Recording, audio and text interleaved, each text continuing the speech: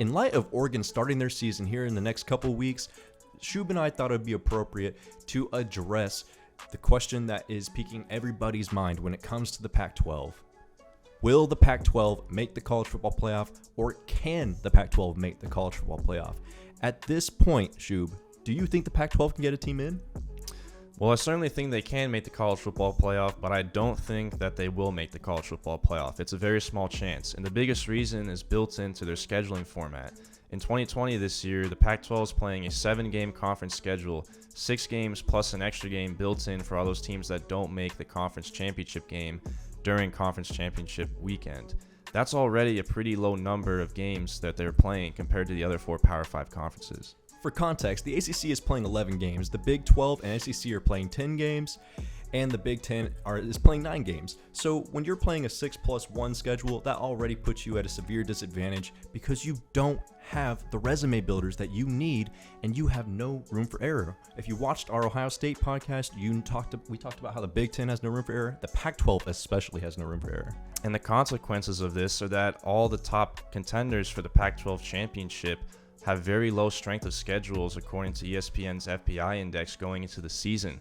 Teams like potentially a Cal or an Arizona State, Utah, Washington, USC, and then the favorite, Oregon, they all have very low strength of schedules, and you would expect those teams to have a very high uphill battle to climb when it comes to gaining enough resume boosters in order to give the playoff committee a reason to put them in.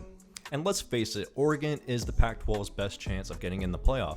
However, Oregon is facing a wide variety of challenges. One, as Shoob mentioned, they have a weak schedule, which is not going to do them any favors. 2, they have a crazy amount of opt-outs on the defensive side of the ball. Now, if they did not have these opt-outs, they would have a top 5 defense nationally for sure. But they lost so much on the defensive side of the ball. Let's just dive into it. Brady Breeze, Javon Holland, Thomas Graham, and Demondre Lenoir. These are all starting defensive backs who have opted out. Oregon's secondary is decimated as of right now. And let's not forget the biggest loss to the entire Oregon football team, offensive tackle Penei Sewell, who is going to be a top 5 pick in this upcoming draft. So Oregon has their hand tied behind their back, and they have a roughly easy schedule. It's going to be hard for them to overcome. What do you think, Shoob? It certainly will be, and this is all not even to mention their quarterback situation. Oregon's going into this year trying to replace the production left from Justin Herbert, who they lost to the NFL.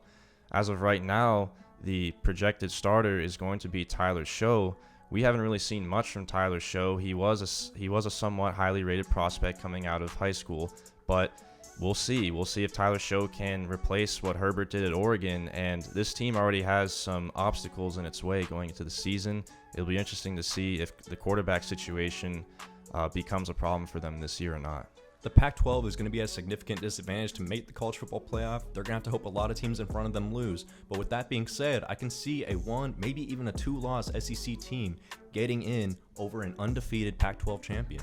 Without a doubt. In fact, I'd even say that a 1-loss Big 10 team, a 1-loss ACC team, or even a 1-loss Big 12 champ would probably have a more favorable outcome of getting into the college football playoff from the playoff committee's perspective than an undefeated Pac-12 champion.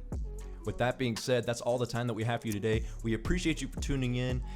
Check us out on SoundCloud. We'll drop that link in the description for you. If you dig this video, check out our other videos. We do many like it. Give us a sub. We appreciate your support. This is Xan Shoob signing out.